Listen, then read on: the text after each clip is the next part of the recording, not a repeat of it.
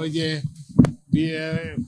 বুয়েটের এবং অন্যান্য প্রকৌশল বিশ্ববিদ্যালয়ের যে বিএসসি ইঞ্জিনিয়ারদের প্রতিনিধিদের সঙ্গে এতক্ষণ আমরা কথা বলেছি। তো ওদের 3 দফা দাবি এবং এই 3 দফা দাবির যে পেছনে যে ব্যাখ্যা কেন ওরা 3 দফা দাবি করছে এগুলো আমরা শুনেছি। তো এখন এইটা তো ওদের এই দাবিগুলো প্রধানত তাদের ওই যে চাকুরিতে প্রবেশ এবং চাকুরিতে পদোন্নতি সংক্রান্ত। তো এইটা তো আমাদেরকে এইটা একটা ওদের কথা শুনলাম। এটাতে আরো অনেক অংশীজন আছে, আমরা তাদের কথাও শুনবো। বিশ্ববিদ্যালয়ের শিক্ষকদের কথা শুনবো, তারপরে ডিপ্লোমা ইঞ্জিনিয়ার্স তাদের কথা শুনবো।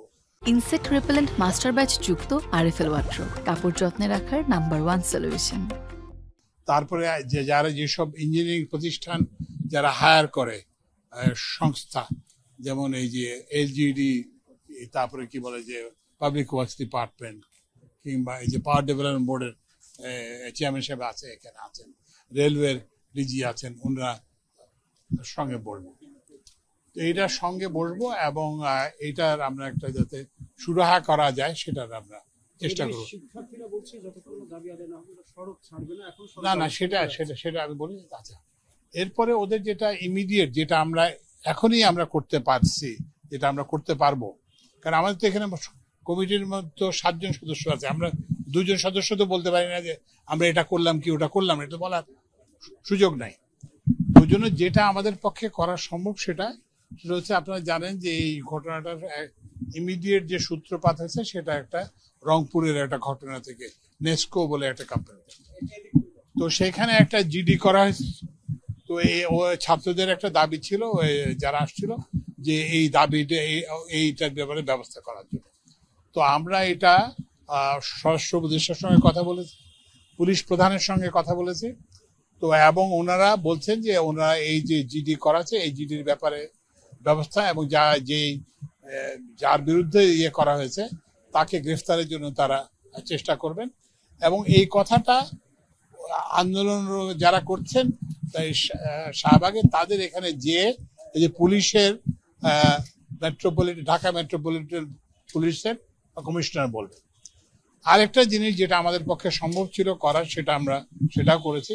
সেটা হচ্ছে যে এই যে আপনারা জানেন যে আজকে যমুনা অভিমুখে যাওয়ার সময় পুলিশের সঙ্গে সংঘর্ষ হয়েছে। তো এইটা কিন্তু এটা সরকারের সিদ্ধান্ত, যে দাবি দেওয়া হতে পারে, আলোচনা হতে পারে, সবকিছু হতে পারে, কিন্তু কথায় কথায় এই যে শাহবাগ অবরোধ করা, কথায় কথায় যমুনায় যাওয়া, এটা তো কোনো গ্রহণযোগ্য একটা ব্যাপার হতে পারে না। তো যাই হোক, এই যে একটা ঘটনা ঘটেছে, যে মানে অনাকাঙ্ক্ষিত ঘটনা ঘটেছে, এই যে ছাত্রদের সঙ্গে পুলিশের যে সংঘর্ষ হয়েছে এবং এই ছাত্ররা আহত হয়েছে, সেটাও আমরা দেখলাম। তো সেই জন্য ওই যে যিনি পুলিশ কর্মকর্তা যিনি যাবেন, তিনি দুঃখ প্রকাশ করবেন। তো এইটুকুই আমাদের পক্ষে করা সম্ভব ছিল এবং আমরা সেটা করেছি। এবং এই যে নোটিফিকেশন যেটা হয়ে গেছে, আমরা খুব শীঘ্রই আমরা বসবো এবং আমাদের কমিটির কার্যক্রম শুরু করবো।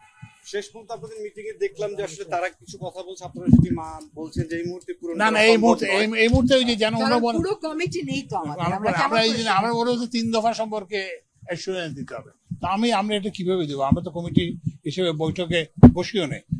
2 জন লোক তো আমরা 7 জন লোকের প্রতিনিধিত্ব করতে পারি না। আরেকটা হচ্ছে যে আরো তো অংশীজন আছে, তাদের কথা শুনতে হবে, শিক্ষকদের কথা, বিশ্ববিদ্যালয়ের শিক্ষকদের কথা শুনতে হবে, তারপরে যারা এমপ্লয়ার্স তাদের কথা শুনতে হবে, তারপরে অন্যান্যরা যারা আছে, ডিপ্লোমা প্রকৌশলী আছে, তাদের কথা শুনতে হবে। তারপরেই তো আমরা এই ধরনের কোনো একটা মন্তব্য করতে পারবো। আপনারা কি তাদেরকে আগামীকাল কোনো আহ্বান জানিয়েছেন বা পরবর্তীতে কোনো বৈঠকের জন্য? না, প্রথমে তো আমরা নিজেরাই মিটিং করবো।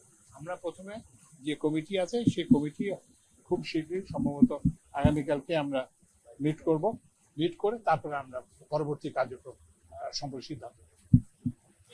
আর ওই যে ছাত্রদের জন্য আমাদের দরজা খোলা, আমরা একটা ওই কন্ট্যাক্ট নাম্বার দিয়ে দিয়েছি, তাদের সঙ্গে তাদের একটা কন্ট্যাক্ট নাম্বার আমরা নিয়েছি এবং আমাদেরও একটা কন্ট্যাক্ট নাম্বার দিয়েছি। তো এই আমাদের সঙ্গে যোগাযোগ অব্যাহত থাকে।